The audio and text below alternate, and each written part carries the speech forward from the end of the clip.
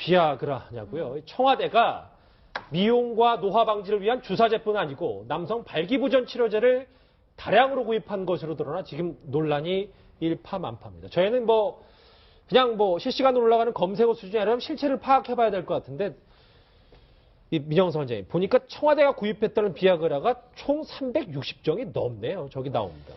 그래서 도대체 용도를 생각하면 그게 되게 남성 용도인데 우리나라 대통령은 여성분이시고 그래서 용도가 불분명해서 그러면 청와대 직원들이 지금 쓰려고 했던 어떤 그 기강문란인가 청와대 직원들의 기강 회의의 그런 면을 보이는 것인지 아니면 정말로 그 청와대 공식 해명대로 정말 그런 것인지 하는데도 또 청와대 공식 해명대로 하더라도 아무튼 용량이 너무 많습니다. 예. 그런 측면에서 일단은 제가 알기로는 청와대의 주치의 또 청와대 의무실장 그분들의 공식적인 그 처방이 있어야 저렇게 구입할 수 있기 때문에 그 처방은 있는 걸로 알고 있습니다. 그래서 공식적으로 이루어진 거고 예산이 쓰인 거기 때문에 정말 용도가 뭐였는지 확실히 좀 조사를 해야 될 필요가 있는 그러니까 뭔가 투명하지 발표가 안 되니까 계속 비아그라 얘기까지 나오는데 이거는 진짜 저희가 아주 사실관계를 면밀하게 봐야 되겠습니다. 왜냐하면 이것도 또 너무 의혹이 많아서요. 화면 한번 보시면 청와대가 오늘 이렇게 얘기를 했어요. 그러니까 저 비아그라가 진짜 발기부전 치료제로 한 게 아니라 지난 5월에 대통령이 아프리카 순방을 두고 수행단의 고산병 치료제를 구입한 것이다 라고 얘기를 했습니다. 고 박사님. 예. 어떻게 생각하세요? 글쎄, 비아그라가 고산병 치료제로 쓰인다는 얘기는 처음 들었어요. 원래 비아그라는 심장이라든가 이런 데 혈관 좀 확장제 아닙니까? 그래서 심장병 치료를 하다가 이것이 발기부전 치료제로 오히려 이제 그쪽에 더 효과가 있다는 걸로 이렇게 알려져서 지금은 모든 사람들이 남성들은 그런 발기부전 치료제로 쓰이는데 고산에 올라가면은 아무래도 좀 고산 쪽에 가면은 혈관이 수축되니까 혹시 경호원들이라든가 이런 분들을 위해서 샀을 수는 있는데 하필이면 비아그라를 샀겠습니까? 저도 남미 가면 원래 다 고산지대입니다. 그렇죠. 그런데 그런 때 가보니까 다른 약이 있던데요. 고산제 치료제가, 고산병 치료제가? 네, 다른 약이 있습니다. 정확한 내가 이름은 모르겠는데, 남미 쪽 가면 다 3,000m, 4,000m입니다. 도시 지역들이. 그렇기 때문에 거기에 필요한 고산병에 사용되는 치료제.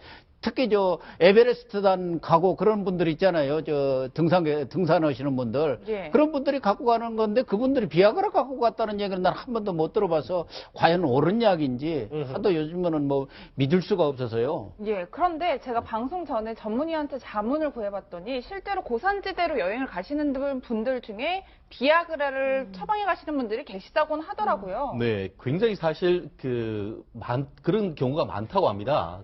결국 실제로 이 얘기가 아까 교수님 말씀하신 것이 이른바 다이나목스란 그런 것이 이 고산병 치료제다라고 하는데 그거는 먹으면은 이뇨제이기 때문에 물을 계속 많이 먹어야 된다고 합니다.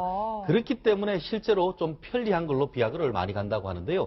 실제로 2,300m 이상 고산으로 가면은 고산병이 나오는데 사실 하산 이외에는 다른 뾰족한 치료제가 없다라고 합니다. 그렇지만 예. 혈관 확장하는 효과가 있다 보니까 비아그라가 많이 쓰는데 실제로 우리나라에 2006년도에 박영석 에베레스트 박영석 대장이 에베레스트 가면서도 실제로 썼고 그 효험이 있어서 여성분들도 동남아로 가면 코타키나발루 산이라고 해서 4,000m가 넘는 데가 있는데 거기 갈 때도 썼다고 하고 실제 서울대 교수님들이 하는 등산 원정대에도 킬리만자로 같은 경우에 한 6,000m 되는데 거기 가서도 실제로 효험을 많이 봤다라고 하고 인터넷에 뒤져보면은 이 히말라야 원정 하는 사람들이 같은 경우에는 거의 상식적으로 가지고 간다. 그런 정도로 쓰이는 것은 사실인 것 같습니다. 그럼 그건 사실이니까 이제 알겠어. 그러니까 청와대 비아그라 연관 검색어 뜨면 너무 우리가 원색적으로만 받아들일 게 아니라 그렇죠. 그럴 수는 있어요. 그런데 저는 이게 작년 말에 비아그라를 구입했더라고요, 청와대가. 제가 그 생각을 하고 있었어요. 올 5월에 지금 아프리카 순방을 가는데 예. 작년 12월에 이미 그 비아그라를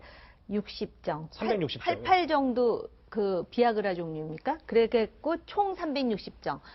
구입을 했다는 건데 지금 이제 말씀하셨잖아요. 히말라야라든지 킬리만자로. 근데 아프리카 순방이라는 거는 저도 아프리카를 가봤지만 순방이라는 거는 산으로 올라가는 건 아니에요. 물론 그 지대가 뭐 고산지대일 수 있죠. 고산지대이긴 하지만 지금 산 정상을 정복하러 가는 건 아니지 않습니까?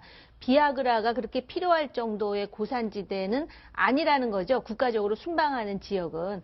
그래서 여전히 논란이 남을 것 같다라는 생각은 듭니다. 이게 지금 태반 주사, 마늘 주사 막 청와대가 약국이냐 뭐 이런 비난에 또 비아그라까지 샀다고 그 실체 여부를 떠나서요. 그런 얘기가 나오니까 아니, 청와대에서 이렇게 비아그라를 그 순방을 위해서 샀었더라면 지금 그때 가서 얼마를 썼고 쓴 게 있을 거 아닙니까? 뭐 남았다는 얘기도 좀 예, 청와대 측에서 그러니까, 어느 정도 하는 것 같더라고요. 그것을 좀 정확하게 설명을 해주면 그때 순방 때 가서 몇 정을 썼고 지금 남은 것은 얼마다 이렇게 좀 자세히 설명을 해주면 의혹은 좀 가시지 않겠다는 생각도 듭니다. 근데 실제 박근혜 대통령이 이 청와대에서 밝혔던 지난 5월 아프리카 4개국 순방 때 순방 이후에는 주치의로부터 휴식을 권고받기도 했었습니다. 기억나시는 분도 있을 텐데요. 당시 안종본 수석 이렇게 얘기했습니다. 우리 박근혜 대통령님도 이와 같은 여러 어려운 여건 속에서 길고 빡빡한 일정을 링거로 버티시면서 고군분투하셨습니다.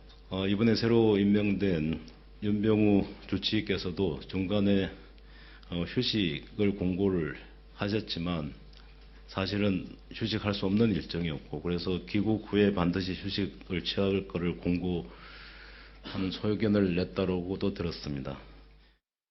뭐 청와대 측의 얘기 나오는 거는 다시 정정하자면 이제 아예 비아그라를 사용하지 않았다 뭐 이런 얘기도 네네. 나와서 어쨌든 구입을 한 거니까요. 근데 순방 중에 이제 고열하고 복통을 호소했었는데 그러면 그게 진짜 고산병이었는지 비아그라 얘기가 나오면서 별 얘기가 다 나오는군요. 그렇습니다. 실제로 그 2015년 4월, 작년 4월에 중남미 순방을 하는 가운데 처음에는 고산병, 박근혜 대통령도 고산병을 앓지 않아서 다행이다라고 했었는데 갔다 왔더니만 이게 목으로 오는 것 같다라고 하면서 상당히 몸이 안 좋고 지금 아까 그 안종범 수석 같은 경우에도 갔다 와서 링거 투혼을 했다. 뭐 이렇게 얘기를 했는 것 같은데 예. 지금 말씀하시는 것에 따르면은 이게 샀는 것은 그대로 하나도 안 썼다. 이렇게 했기 때문에 그럼 그거 왜 샀냐?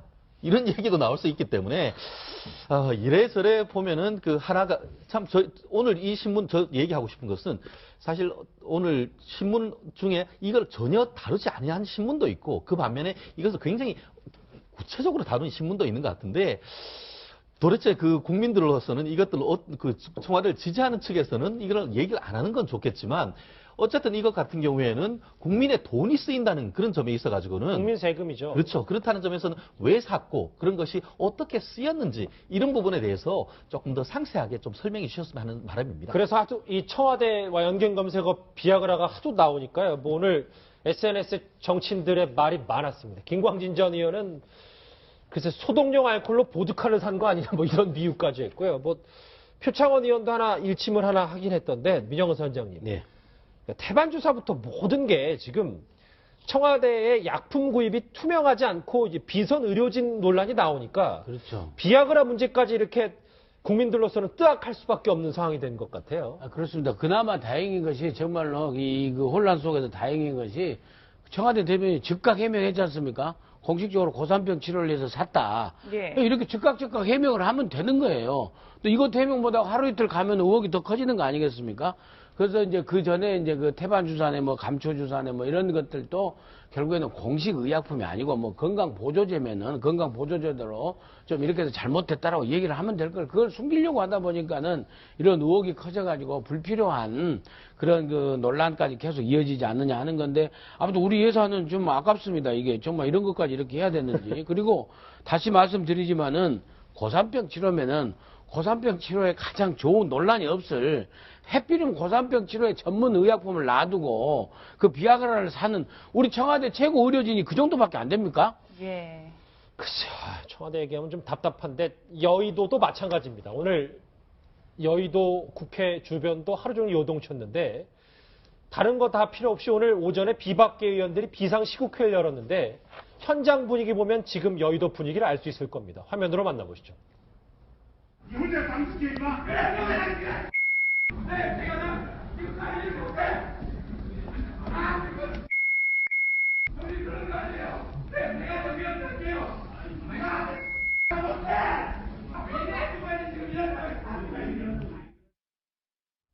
정말 분위기가 심상치 않은데 도대체 왜 저런 소란이 일어난 걸까요? 저게 이제 비박계들 회의잖아요. 그렇죠. 근데 어제 김용태 의원과 남경필 지사가 탈당 선언을 하지 않았습니까?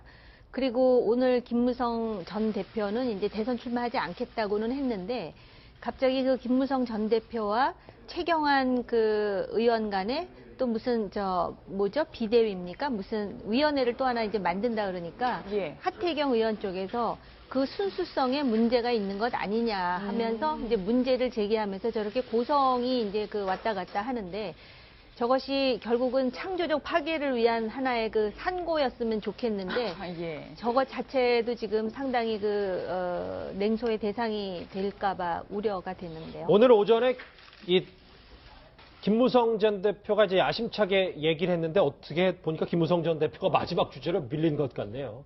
대선 불출마 선언 카드를 꺼냈고 탄핵에 앞장서겠다고 얘기했습니다. 김무성 전 대표의 목소리 같이 들어보시죠. 저는 오늘 제 정치 인생의 마지막 꿈이었던 대선 출마의 꿈을 접고자 합니다. 비록 박근혜 대통령은 실패했지만은 이것이 위대한 대한민국의 실패로 이어지지 않도록 저의 모든 것을 다 바치겠습니다. 책임져야 될 사람들이 책임지지 않고 국민적 분노는 끓어오르는데 그 분노를 갖다가 사겨줄 그런 행위를 하지 않고 오히려 더 분노를 더 조장하는 이런 행동을 대통령부터 하고 있지 않습니까? 발언도 세지고 본인의 이제 운신의 폭도 커지는데 앞으로 김무성 전 대표 탈당한다고 보세요? 고 박사님?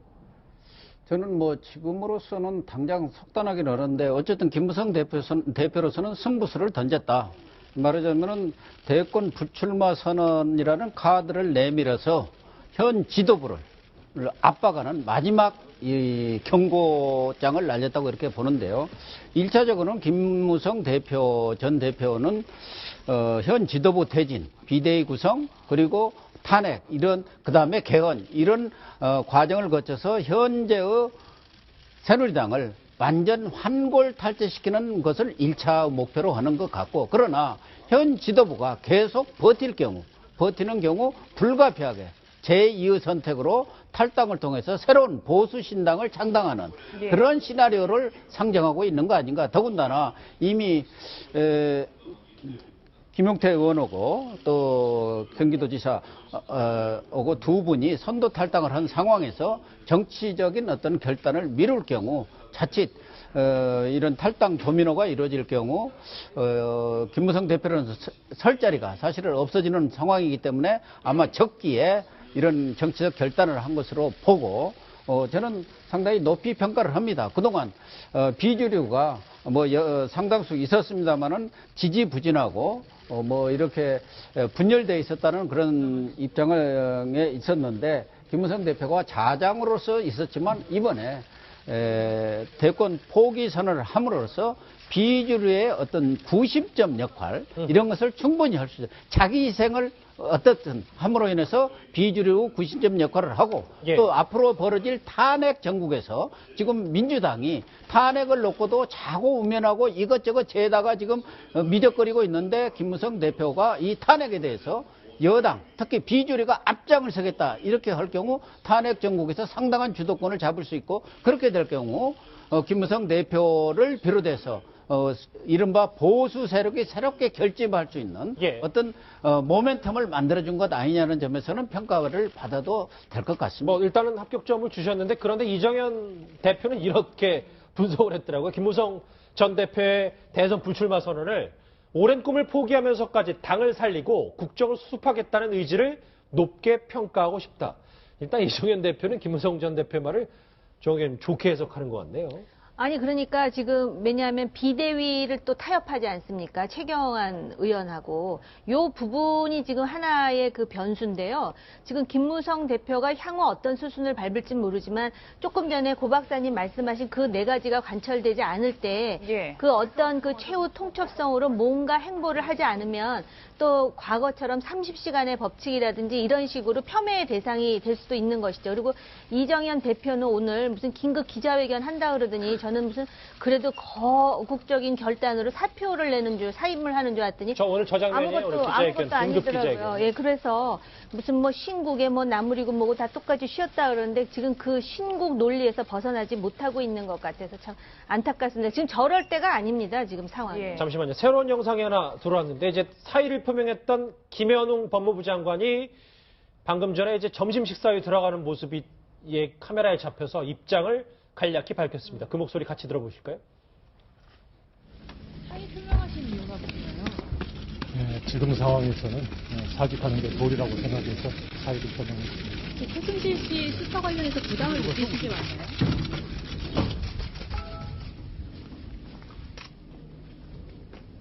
지금 상황에서는 사직하는 게 도리라. 아까 원장님께서 지적하셨던 것처럼 그렇죠. 최재경 민정수석은 일단 논외로 치더라도 법무부 장관은 여러 가지 도의적 책임을 느꼈다 이렇게 봐야 됩니다. 그렇죠. 그 같은 그 강력 국무위원으로서 국무위원회 의장인 대통령이 피의자로서 정말 입건이 됐는데 예. 당연히 그 법무부 장관, 주무장관으로서 책임을 져야 되는 그런 상황에서 사의를 표명했는데 이제 그 대통령이 사의를 반려할지 아니면 그 수리할지 그건 이제 좀 두고 봐야 되겠죠. 예. 알겠습니다. 방금 전에 들어온 이 사의를 표명했던 김현웅 법무장관의 모습까지 살펴봤습니다. 여러분은 지금 뉴스 특급과 함께하고 계십니다.